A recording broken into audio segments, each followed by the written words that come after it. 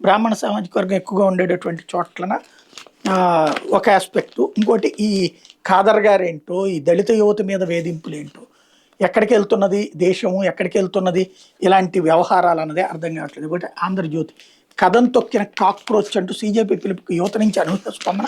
చలో సంసద్కి తరలి వచ్చిన వేల మంది, పెద్ద సంఖ్యలో పాల్గొన్న తల్లిదండ్రులు, సీనియర్ సిటిజన్లు.